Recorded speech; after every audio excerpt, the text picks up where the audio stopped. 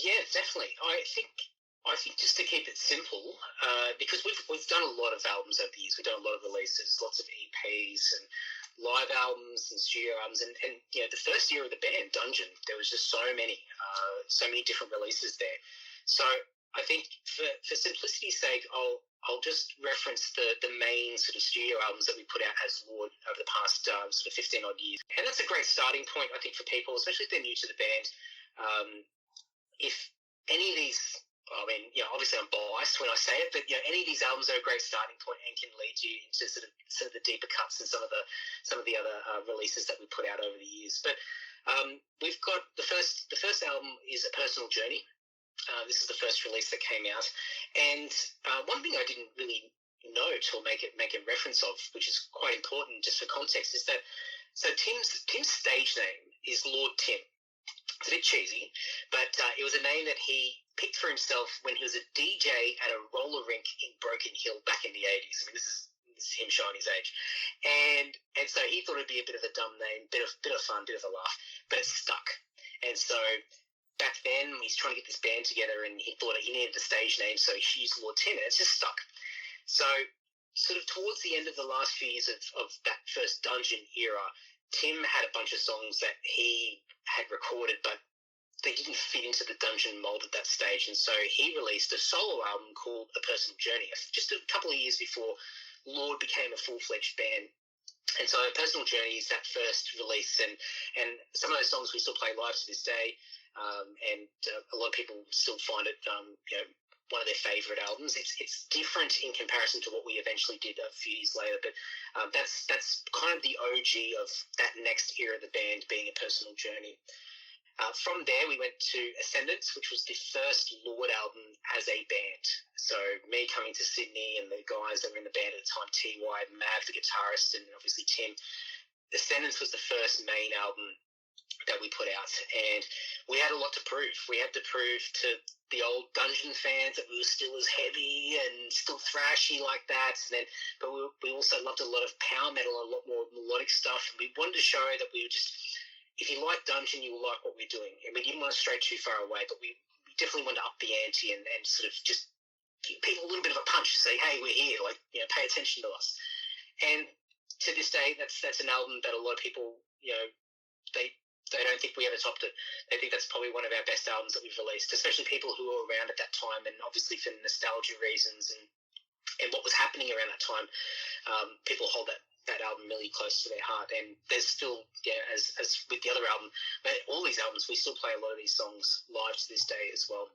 And it's definitely a special one for me, because that was the first full-length album that I played on in a band. I played on little bits and pieces in different areas beforehand, but Ascendance was the first album where I walked. Actually, I'll tell a quick story.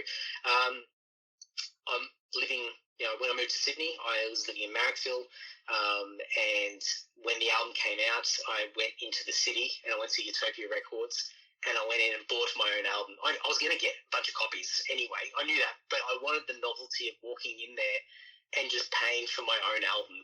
And I remember going in there, and I'm pretty sure it was a guy by the name of Giles, who's now gone on to do a whole bunch of different stuff overseas, playing in a bunch of metal bands and doing really well for himself. But he was working behind the counter at Utopia Records.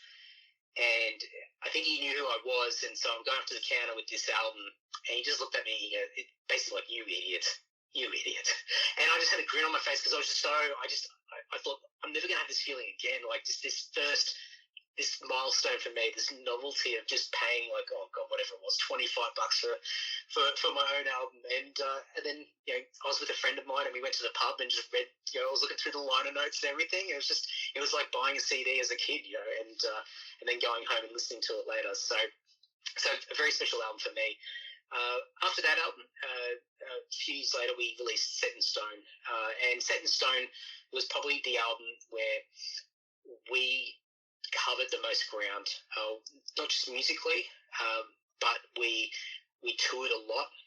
We reconnected with a lot of people. So in the first few years of Lord, we played a lot of shows, but we really hadn't had a chance to get out there and do a lot of stuff. And so around Set in Stone was when we started to tour internationally again, and get over to to New Zealand, Japan, and around the country multiple times as well. And so we really re-established ourselves as a fairly sort of hard-working touring band. And so as a result, Set in Stone's quite a kind of a big album for us, and did really well up until that point. And we did 5 video clips, 5 singles, and just started to get a bit of airplay on Headbangers Ball and like MTV and Rage and things like that. And so we were doing really well at the time. So once again, we made a lot of new friends around Set in Stone. So a lot of people who came in around that era of the band hold Set in Stone really close to them.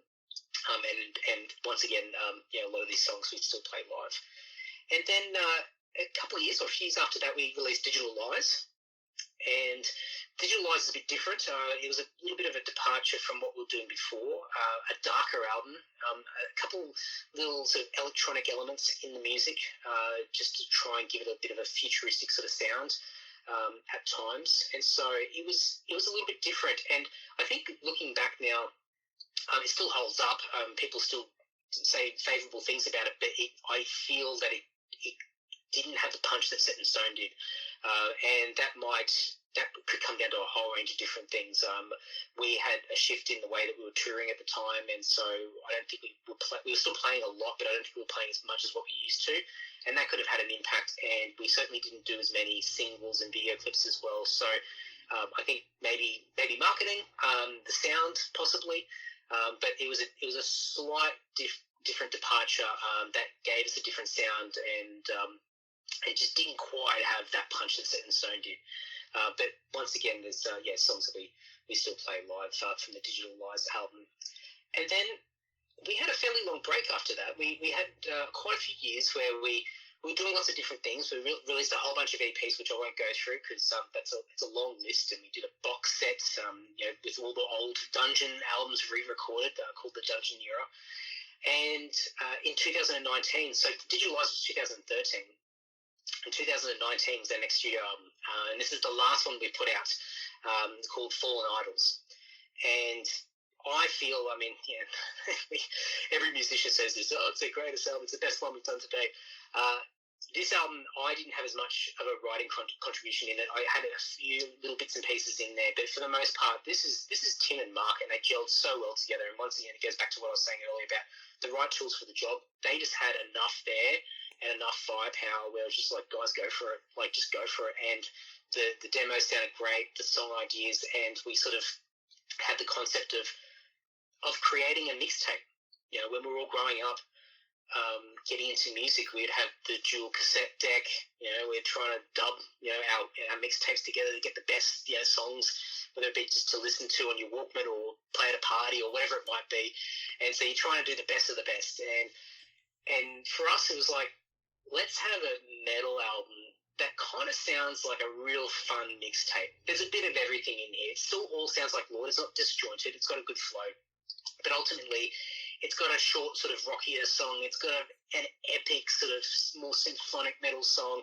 It's got old school Judas Priest. It's got sort of, Megadeth sounds. There's like all this different stuff. There's some black and thrash, some sort of creator style thrash metal riffs, and there's a bit of everything. There's even like a very Dokken-esque ballad, power ballad on the album as well. So it sort of flows and goes in a whole bunch of different directions. But it's like a mixtape.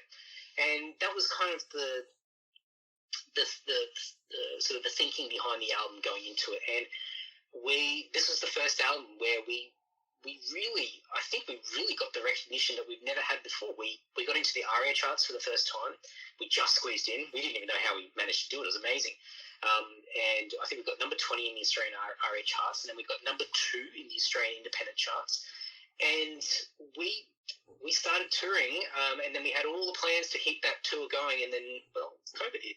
So we had to stop, and that whole campaign to keep pushing the momentum from that album really stopped. And we've done a few things to keep it moving, but ultimately that album has done some great things for us, has really helped us. But since then, we've been going back to what we're saying very early in this conversation about sort of thinking creatively, finding other things to put out. And maybe I'll just quickly reference last year and this year, we released a very small EP called Chaos Raining, just a 3-song EP, just to keep it all moving. And it was kind of like a bit of a single from the Fallen Idols album. And then this year we put out a covers album, and the covers album was meant to be a little bit of a compilation. We recorded some new covers, but it was meant to be just to keep the momentum going, keep it going, and just keep people happy, and something for all of our supporters, our friends who love our band, something to latch onto while we work out when we can put together a new album.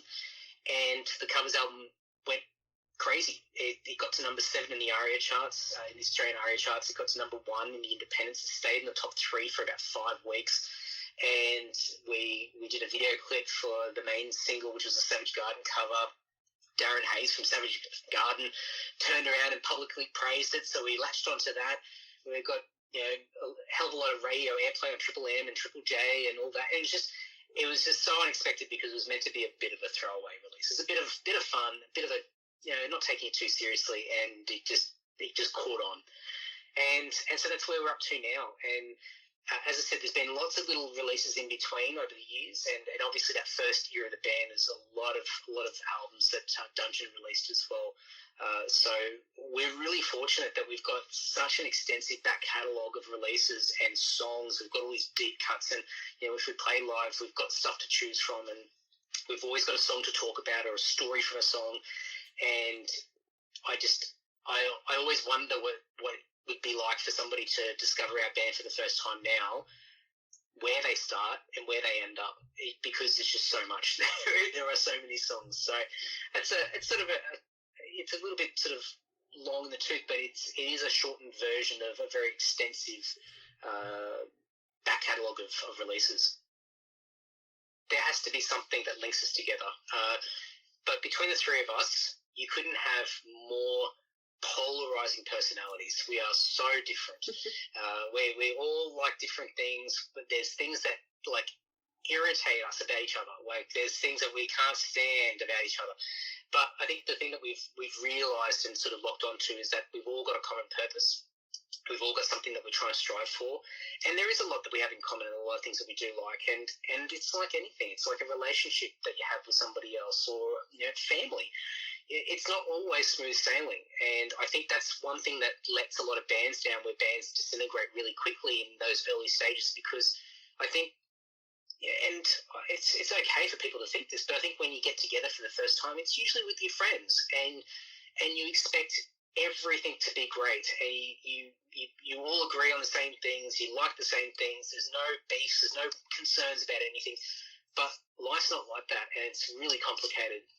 And there's a lot of infighting. There's a lot of banging your heads and trying to get through stuff and negotiating stuff. And there's a lot of stubbornness and irrational thinking and temper tantrums and emotional outbursts and all that. And we've had it all. And I think the thing with us is that once we go through these things, we always sort of remember that it's not the end of the world, and we get through it. And in the end, it doesn't take anything away from each of us, and we all know why we're doing what we're doing, and that's a real tough thing to sort of build over time. And you build thick skin, and you realise that it's like anything in life.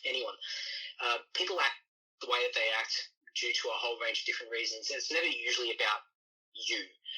It's usually about things that they're going through and their insecurities or their frustrations or whatever it might be. And so when you realise that, then it's harder to take things personally, and you realise that person's going through something, and you let them go through their motions. And then after that's happened, people usually come back, and then you can start to get back on track. And I think a lot of bands, if they had a little bit more patience to work through those testing times, would probably be around for a lot longer. But that is something that we've had to acknowledge many times over the years, that we get along.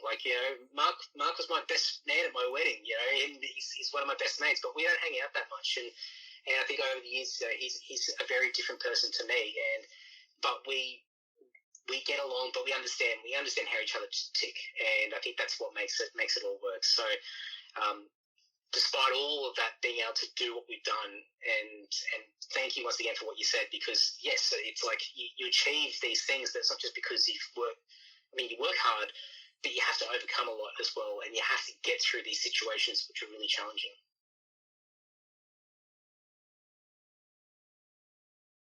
Not musically. I've dabbled in a few things over the years, but I realised that when it comes to music, my head's constantly in Lord. I'm constantly here. Like everything I do is just sort of framed around the band and how to sort of push the band along, and all the ideas and the fun stuff is always sort of framed around the band. So musically, not so much, but about 5 or 6 years ago, I started doing podcasts myself, I've done a few hundred episodes of my own sort of. I've done a couple of different podcast shows, and I've done like what you're doing, like just talking to people, interviewing people, and learning about how other people tick. And it's been a real fun ride for me to learn more about myself, learn more about other people around me, my friends, my peers in music, but also people I'd never get to talk to, people in the science fields or in TV and radio, or documentary filmmakers and sporting athletes, and just like anyone I can possibly think of that I think might be mildly interesting. I'm reaching out to them to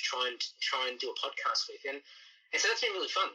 I've loved it, and I think that's helped with a lot of the Lord stuff. I think it's a really healthy way to have a bit of detachment from the band, so you're not constantly 24/7 thinking about the band. And it does benefit the band as well. I think over the years where my audience for my podcast has grown, I've had people discover the band as a result of the podcast, which has been really cool. And obviously people that have been following the band for a few years have obviously discovered the podcast also. So it's been nice from a creative point of view, and to keep me fresh, and to know that there's just so many interesting people and things to talk about. And I think that eventually starts to seep into what you do creatively from a music point of view, the things you want to sing about or write about, and the types of music that you want to perform. And it's quite stimulating. Yeah, and I think for me, like there's people constantly discovering it, and I know I don't think you've been living under a rock. I just think that there's so many things to check out and digest in the world. There's just so much. There's so much to choose from. We've got so many options these days, and I'm constantly finding, people are listening to it for the first time, and I think today I put out episode 306, and that's a lot of talking from me. That's a lot of episodes. That's a lot of people who have been on the podcast, and so I do get people that will tune in for the first time now and go, oh wow, okay, I'm going to dig into that back catalogue of podcast episodes and see what's there. And I've had a few crazy people who started at number one, and they've been working their way through, and I think, oh my god, I just can't imagine that anyone would subject themselves to that much of me over however many hours.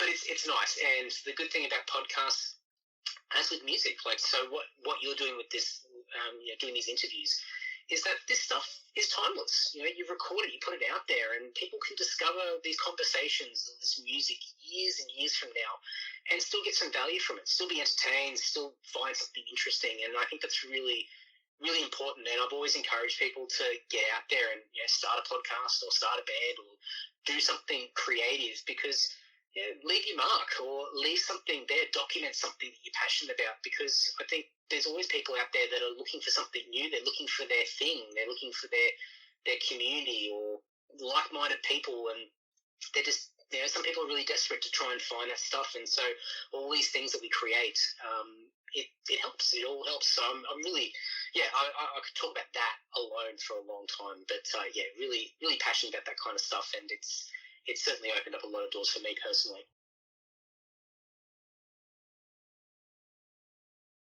Yeah, look, from a geek point of view, nothing yet. I think I'm watching all my friends announce these big Australian tours now, because we're starting to find our freedom again, and I'm so envious. I'm like, oh, that looks like so much fun. But we'll be a little bit longer before we start playing again. I think we've got a bit of writing to do, a bit of recording to do, and we're just going to suss it out. We're just going to see how everything goes.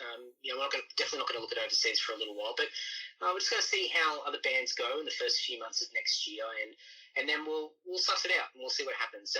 We're a bit of an older band now, and as said earlier, we don't have a permanent drummer. We've got a few friends that help us out, but it does take a little bit more to sort of warm the machine up and get everything going. We can't just sort of jump up and run at a gig and just jump on stage. So a bit more planning, but something hopefully at some stage next year.